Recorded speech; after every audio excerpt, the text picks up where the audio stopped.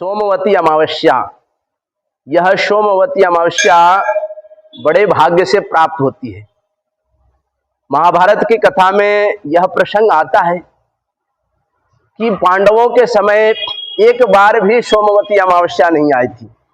इसलिए हम लोग के जीवन में जब भी सोमवती अमावस्या आए तो हम लोग पितरों के निमित्त श्राद्ध तर्पण अवश्य करें, क्योंकि श्राद्ध तर्पण से हमारे पितर तृप्त हो जाते हैं, उनकी सद्गति हो जाती है, उन्हें मोक्ष की प्राप्ति होती है, उनका वैकुंठ में स्थान प्राप्त होता है। जो इस प्रकार से हमारे पूर्वज हैं, पिताजी हैं, दादाजी हैं, परदादाजी हैं, माँ है, दादी है, परदादी है, इन सबके निमित्त हम लोग कुछ ना कुछ जल, दूध, तिल इत्यादि अर्पण करें। इससे हमारे पितरों की तृप्ति होती है और हमारे पितर प्रसन्न हो जाते हैं। पितर नाराज की पहचान क्या है? जब हम लोग यह सपना देखते हैं कि हमारे जो पितर हैं वे फटे पुराने कपड़ों में घूम रहे हैं, नंगे घूम रहे हैं, भूखे प्यासे कहीं इस प्रकार से घूम रहे हैं और हमारे घरों में मांगलिक कार्य नहीं हो रहे हैं, संतान की वृद्धि नहीं हो रही है, पुत्र हो रहा है तो विकलांग हो रहा है, मंद बुद्धि हो रहा है, तो हम लोग श्राद्ध पक्षों में जो 16 श्राद्ध आते हैं उसमें जो तिथि है उस दिन तिथि को अवश्य पितरों के निमित्त कुछ ना कुछ दान करें। गौ माता को चारा अर्पण कर दें, गुड़ खिला दें, घास खिला दें, मंदिर में जा करके जलांजलि तिलांजलि अवश्य दें। और जो महीने में एक अमावस्या आती है तो अमावस्या के दिन हम लोग पितरों के निमित्त थोड़ा जल, तिल लेकर के और पीपल के पेड़ के नीचे पितरों का स्मरण करके पिता पितामह पर पितामह और माता मातामही प्रमातामही एवं समस्त पितरों के निमित्त जलांजलि अर्पण करें, जिससे हमारे पितर तृप्त हो जाते हैं और हम लोगों के ऊपर कृपा करते हैं। दूसरे, लक्ष्मी प्राप्ति के लिए, धन प्राप्ति के लिए बड़ा सहज उपाय है। यह उपाय सायंकाल करें।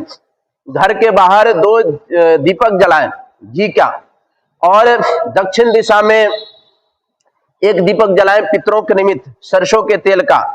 शनि महाराज पीपल के पेड़ के नीचे एक सरसों के तेल का दीपक जलाएं और तुलसी माता के पास घी का दीपक जलाएं। इससे हमारे घर में माता लक्ष्मी का वास होता है, माता लक्ष्मी की कृपा बनी रहती है।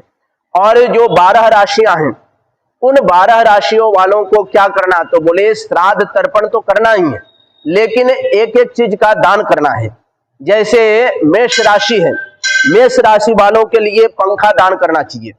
पंखा दान करने से क्या होगा, तो बोले धन की प्राप्ति होगी। वृषभ राशि दूसरी राशि है, तकिया का दान करें, इससे हमारे पापों का नाश होगा और सुख की प्राप्ति होगी। तीसरी जो राशि है मिथुन राशि है, मिथुन राशि वालों को चटाई का दान करना चाहिए।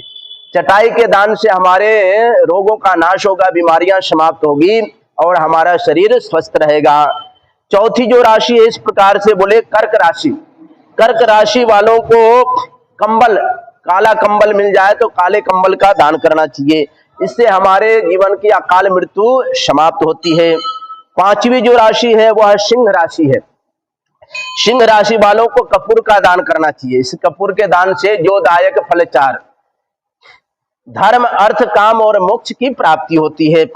छठवीं जो राशि है कन्या राशि, इस राशि वालों को तांबे का बर्तन, शिव जी के मंदिर में तांबे का लोटा, पंचपात्र इत्यादि दान करना चाहिए, दीपक दान करें, जिससे हमारे जीवन में इस प्रकार से सुख समृद्धि की प्राप्ति होती है।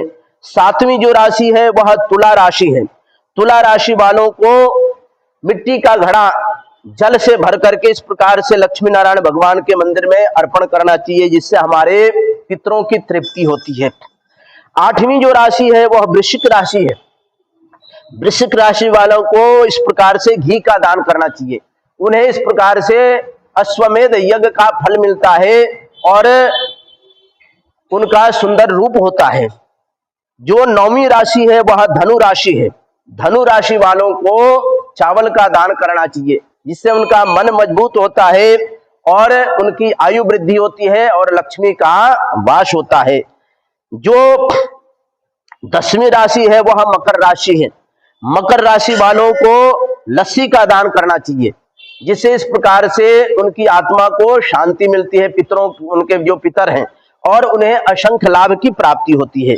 जो 11वीं राशि है कुंभ राशि, इस राशि वालों को खीर का दान करना चाहिए। खीर के दान से धन समृद्धि की प्राप्ति होती है।